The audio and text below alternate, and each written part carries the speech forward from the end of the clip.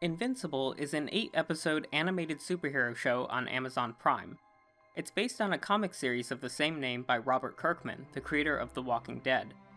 The show has already taken the internet by storm and has inspired one of the year's biggest memes so far. But how does Invincible stand out in a market that's already saturated with superhero shows, and is it worth watching? That's what this video will answer by discussing the show's plot and pacing, characters, acting, and animation. This review will not contain any spoilers, as I think it's best to go into the show mostly blind. Let's start by talking about Invincible's basic premise. Mark Grayson is a high schooler who's half human and half Viltrumite, an alien race. He's the son of Omni-Man, this universe's equivalent of Superman. Mark has been powerless for most of his life, but his superpowers finally activate, changing his life as he begins to pursue the path of being a hero. At first, this show sounds like pretty standard superhero fare, right? In fact, the whole start of the show will probably seem very tropey to you. There's the classic comic relief best friend, typical high school bully that kicks off the hero's meeting with his love interest, and other things you'd expect to see in any depiction of a superhero at high school. The existing heroes of the world are even very thinly veiled parodies of DC superhero properties like Red Rush instead of The Flash.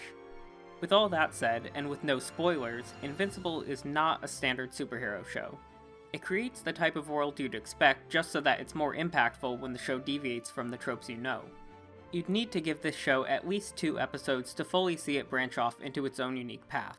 It's also important to note that this show has a TVMA rating and it earns it.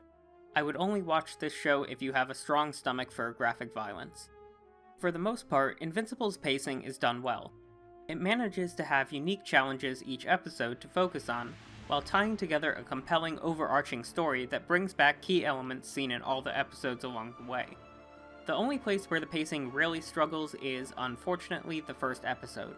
There's a lot of heavy-handed exposition through dialogue, which makes a lot of the conversations feel awkward and unnatural. That's why I recommend people to watch at least 2 episodes of the show before deciding to continue or drop it. Though the dialogue does occasionally struggle through the rest of the season, it improves drastically. The condensed exposition in the first episode is also kind of necessary to progress the plot to a certain point and draw audiences in. Now, let's talk about Invincible's characters. All of the characters, even though most are based on ones you'd see elsewhere in superhero media, have unique personalities, motivations, and struggles.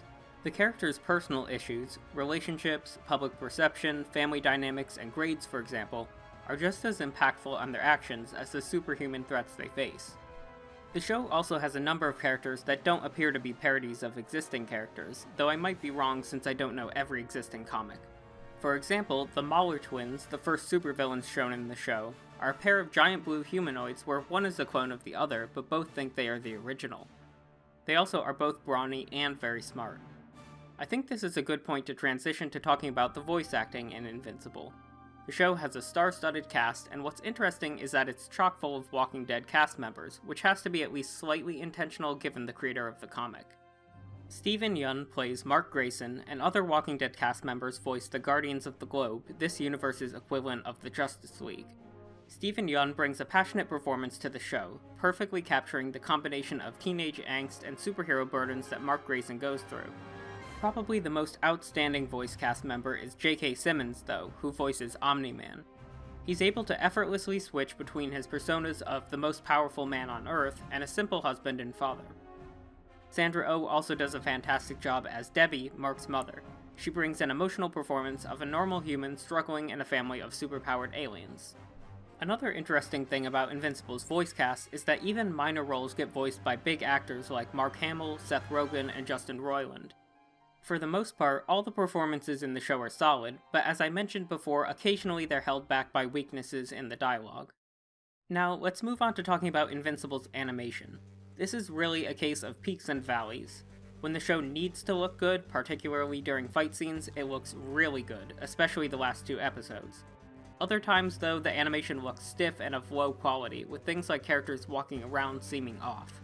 That said, the story and voice cast carry the more mundane scenes of the show, so I didn't really mind the drops in animation quality unless I was actively looking for it.